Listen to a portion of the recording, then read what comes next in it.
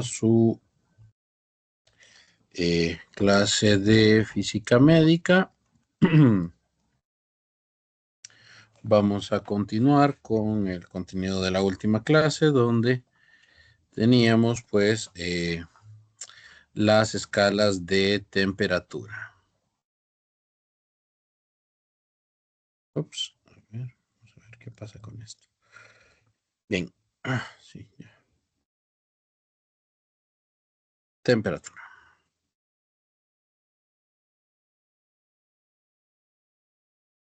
Ahora sí.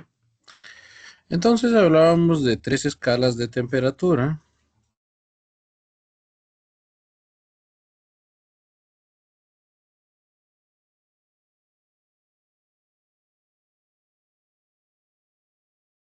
Hablábamos de 3 escalas de temperatura. ¿Qué pasó aquí? Hablábamos de la escala Celsius, Fahrenheit y Kelvin.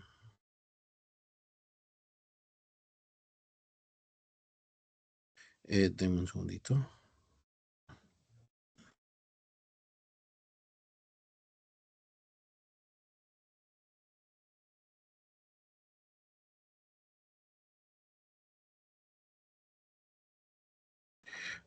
Bien, perdón. Ok, entonces, perdón. Kelvin, Celsius y Fahrenheit. Ups.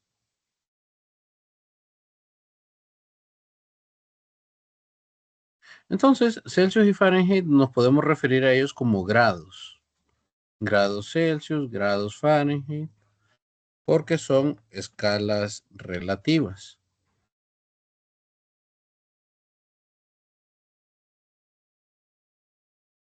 Escalas de temperatura relativas, descritas en función del punto de ebullición, punto de fusión y punto de ebullición del agua. Los Kelvin no, los Kelvin son unidades, porque esta es una escala absoluta.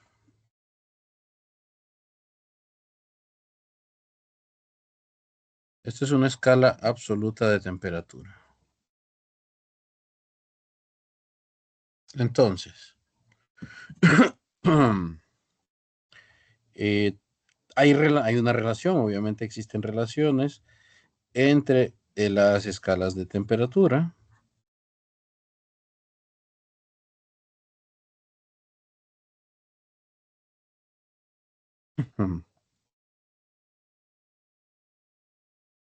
Tenemos relación entre escalas de temperatura.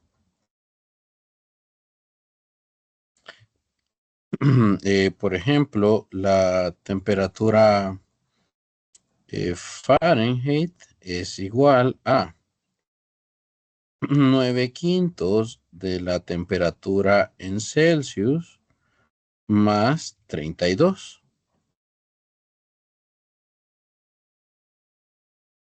Esto es relación entre temperatura Fahrenheit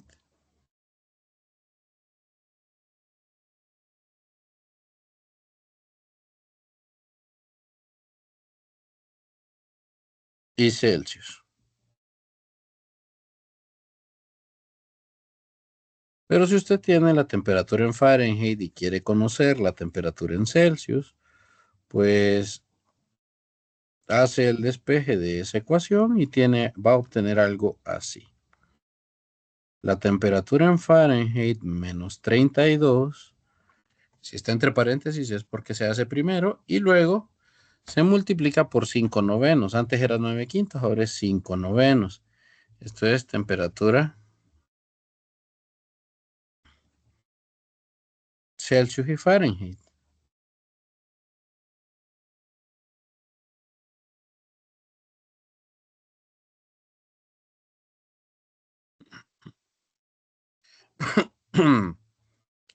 Y entonces usted puede cambiar una en la otra sin mayor problema.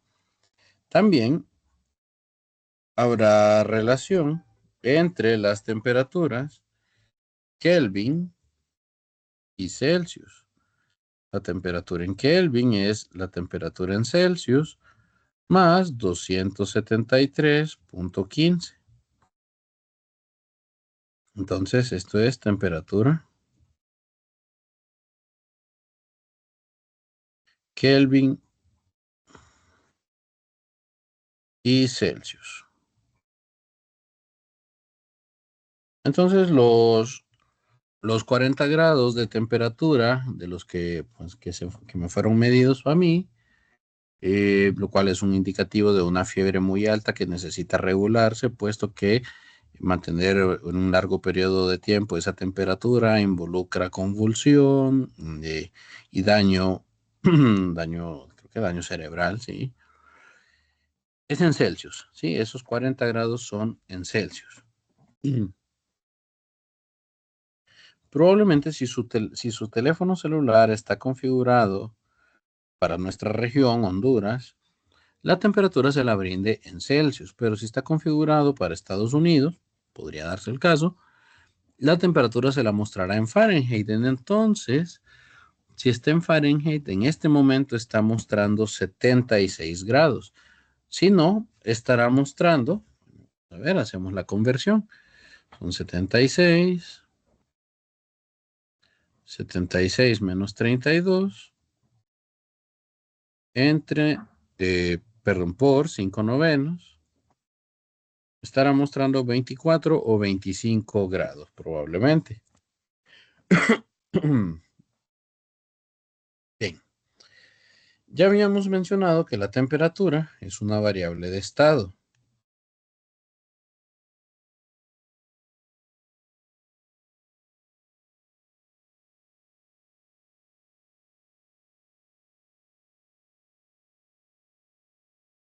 Otras variables de estado son la presión y el volumen.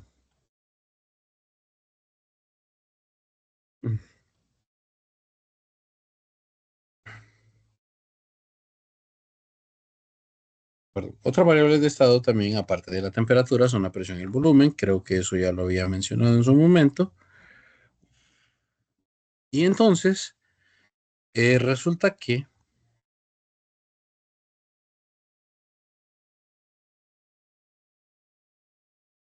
resulta que, vamos a ponerlo aquí.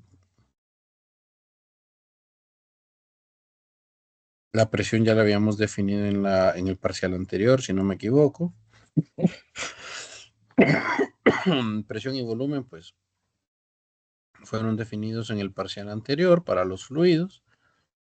Entonces, temperatura, presión y volumen son variables de estado que nos permiten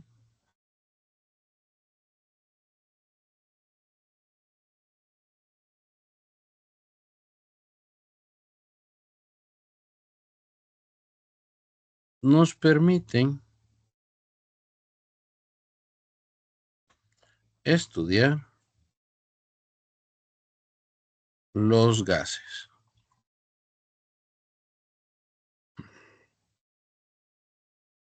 Y entonces aquí vamos a estudiar un cierto tipo de gases que se llama gases ideales.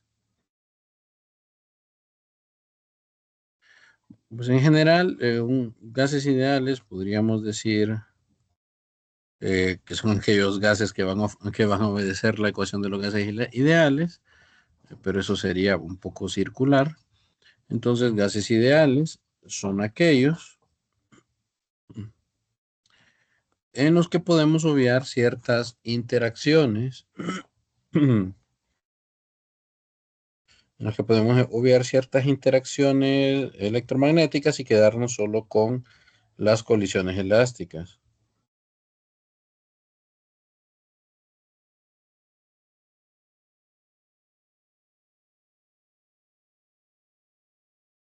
Bien. Entonces, este,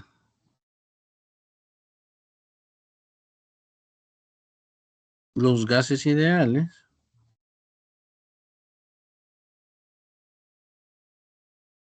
podríamos decir que se comportan como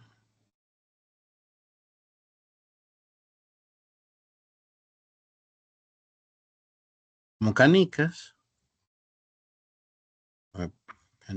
muebles, que colisionan unos con otros.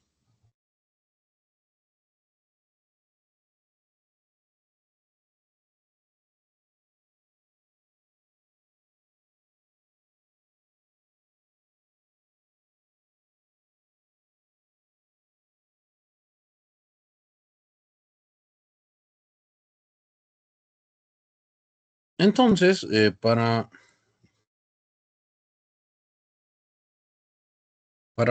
modelar los gases ideales, utilizamos una ecuación descrita de la siguiente manera.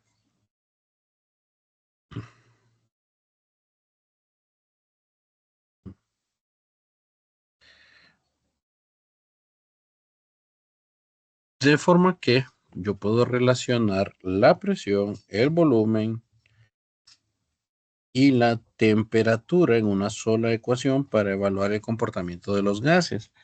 Por ejemplo, esto me permite explicarle a usted eh, qué ocurriría con el aire en sus pulmones si usted estuviera en el submarino, en el Titán, y de alguna manera usted lograra salir y usted no expulsar el aire en sus pulmones al salir a superficie donde la presión es menor. Entonces, digamos que un poco nos sirve para explicar, explicar esa parte, ¿verdad? ¿Qué ocurre? Ya vimos qué ocurría con la presión que ejercen los fluidos, pero pues también hay un efecto en los gases. Y en nuestro cuerpo, pues el aire, o los gases sería el aire, y estaría contenido en nuestros pulmones. Mm. Entonces, P es la presión, es la presión absoluta medida en pascales.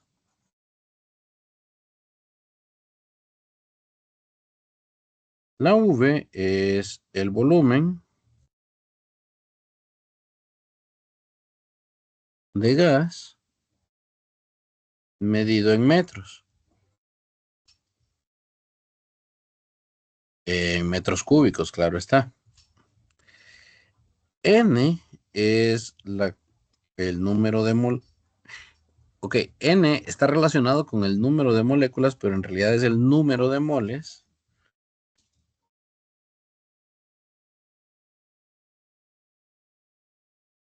que hay en el gas. Oh, bueno, de gas, mejor dicho.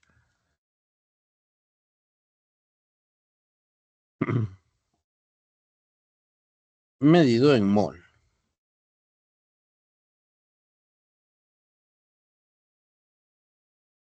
R es la constante de los gases ideales.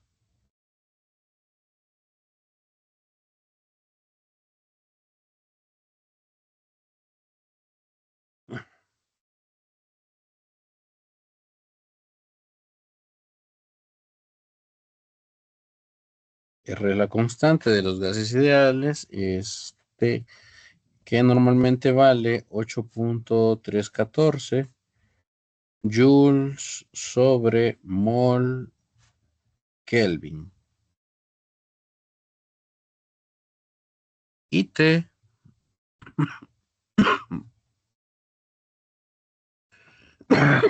perdón, T es la temperatura del gas.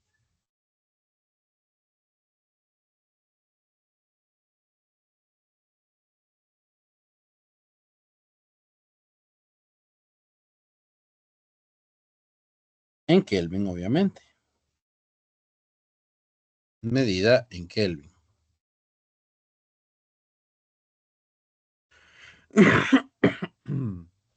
Entonces, con esto nosotros podemos analizar el comportamiento de un gas ideal, en diferentes escenarios. Por ejemplo, bueno, vamos a ponerlo así, esta ecuación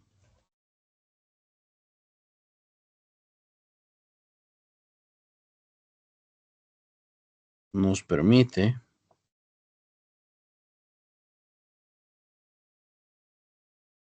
analizar el comportamiento de un gas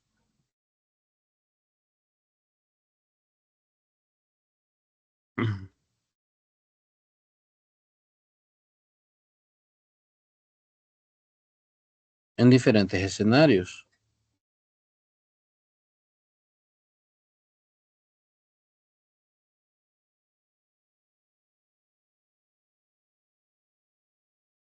Por ejemplo,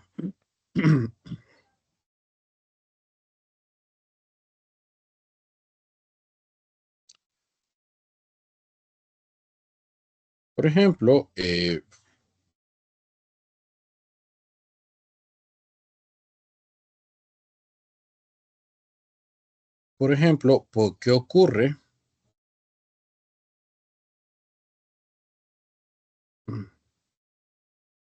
Vamos a ponerlo acá. Por ejemplo,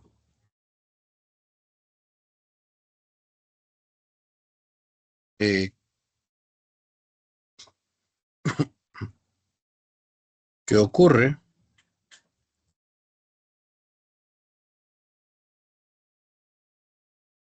¿Qué ocurre en sus pulmones?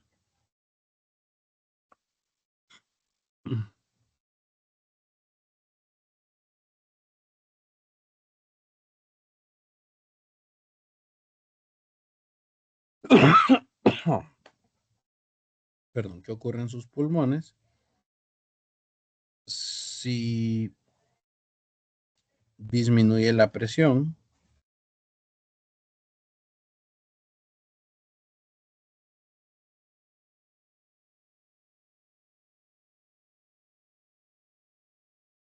Si disminuye la presión absoluta a temperatura constante.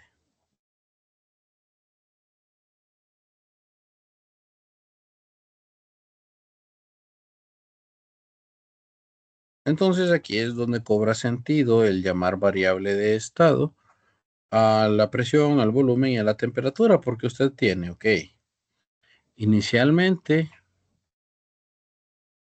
tiene una presión, tiene un volumen y tiene una temperatura. Esto es el estado 1.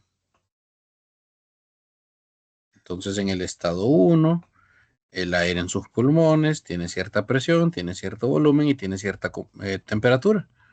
Pero viene y pasa al estado 2. Dice que la presión cambió, el volumen es otro.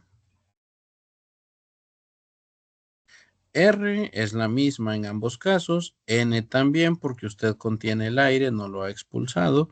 Entonces N y R son iguales.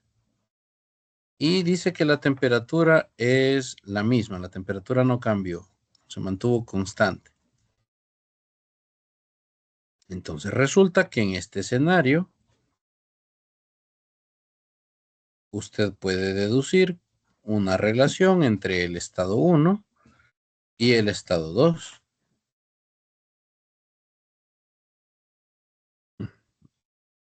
Y usted puede inferir qué ocurre con el volumen 2 si la presión del estado 2 es menor que la presión del estado 1. Entonces, estas ecuaciones nos permiten asociar o calcular, eh, realizar algunos cálculos en función de el cambio, perdón, a partir de cambios de estado.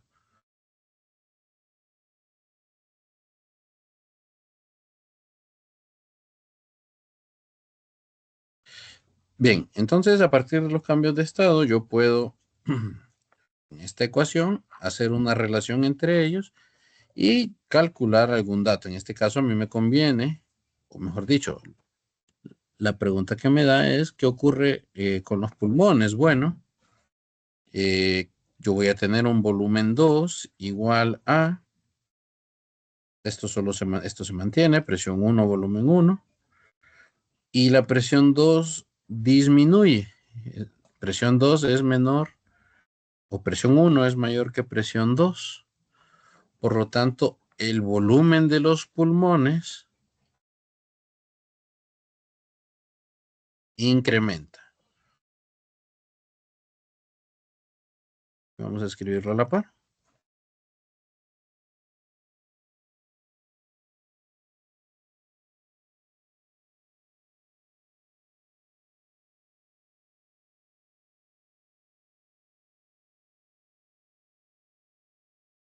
Es decir, usted tiene la misma cantidad de aire, pero al estar sometido ese aire a una menor presión, este aire que antes ocupaba el volumen 1, ahora ocupa un volumen mucho más grande, solo por el hecho de haber disminuido la presión. Eh, y así podríamos presentar unos estados más.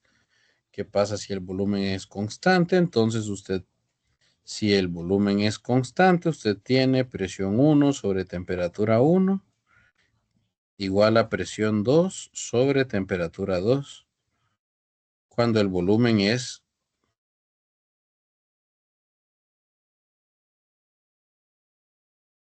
constante.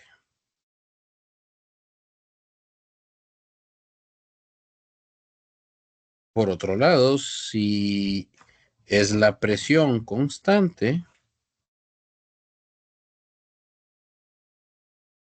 entonces usted tendría esta relación. Ups.